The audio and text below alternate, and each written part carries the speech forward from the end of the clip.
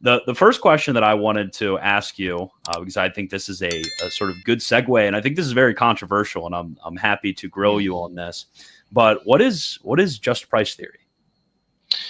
So just price theory, I guess, as a sort of a background to this, is probably important to understand like how price could even come about in the first place, and then we can understand where just price sort of fits into that.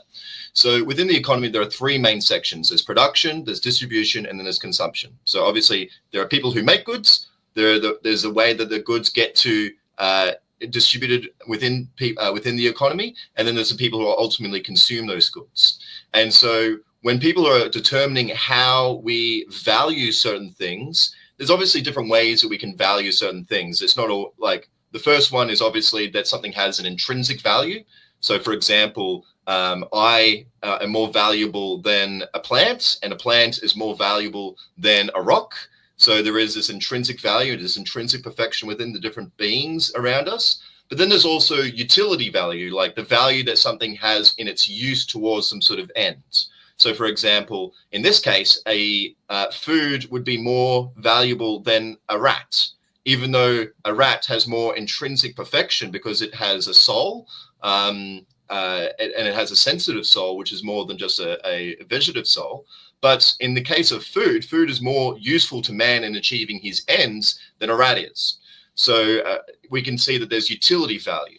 And then there's also value as it is in the means of production. So, for example, when we understand the time and effort that's been put into creating certain goods, there's obviously this value in how we spend our time, which in a certain way kind of comes back to utility value, because we see that our labor is useful for some other end as well.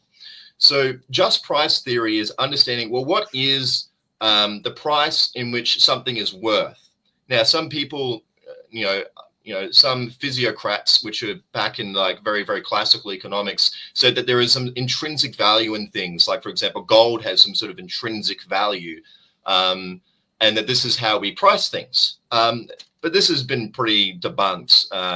Obviously, if we understand the economy as a means to an end, as to satisfying our needs and our wants, especially in light of the common good, we really look at things and how they are useful for us in achieving those ends. And so we price things, and this is what Aristotle said in his Politics, and a lot of the, pretty much all of the scholastics from the School of Salamanca, even up to like Billowart and Merkelbach, and even most contemporary economists see that the way that we value things is based on its utility or its usefulness. Now, there are some disagreements. So, for example, Garrick Small, who is an economist, and there are some Catholic economists, or like the New Polity people, they look at the production value as something that specifically determines whether something is just in its pricing or not. But if you look at the scholastics, most of them say it's what's called the common estimation. So the common estimation of how people perceive the utility of a thing is its just price. It is how the market values things, or what might be called its natural price. And this comes from the forces of demand, which is obviously people see that there is something useful in this particular good to them, and obviously in supply, which is the people who are able to supply those goods. So if there's a scarcity of goods, obviously people are going to have it's going to cost a lot more. But if there is a huge amount of supply, then people are not going to see the need to exchange the amount of money as, if there was a small amount. So what just price theory is basically saying is that for every item, there is a price or according to the common estimation, which is just, which is above this amount, it would be unjust to the consumer. And if it was below a certain price, it would be unjust to the producer in producing those goods. So it's not a set price. It's not like apples must be $5 per kilo or whatever measurement you use in America. It has to be this specifically set price. There's actually a band or elasticity when it comes to the just price, which is that above this amount, it's unjust to the consumer, and below this price, it would be unjust to the producer. And basically, it's set by common estimation, which is the market price, excluding things like fraud that might come into play when it comes to the setting of a price. Mm.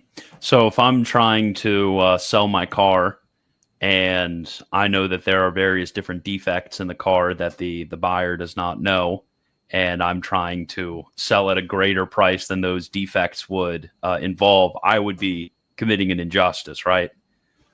Yes, you would, because well, obviously, you need part of the contract is that you're supposed to specify, what the person is buying. Otherwise, you're committing fraud, or you're not giving them the whole truth about what it is that they're buying.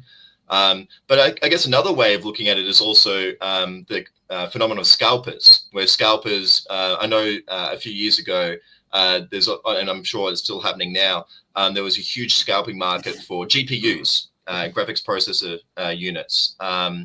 And a lot of people would basically buy up all of the stock that NVIDIA or AMD were selling of these GPUs, and then they would hold on to them and then only selectively sell them back at a much greater rate. Now, this is obviously unjust to the consumer, who expects that, they see a particular price as being just for buying these certain things.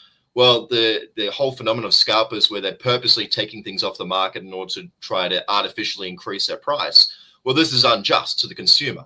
Likewise, if people were, trying to barter a producer to try and lower the price to a point where it's putting themselves as a business at risk, it's putting their employers at risk, because they wouldn't be able to adequately supply for the labor and the wages of those workers, then that would be unjust to, obviously, the social dimensions of labor and the social dimensions of production that go into creating such a good.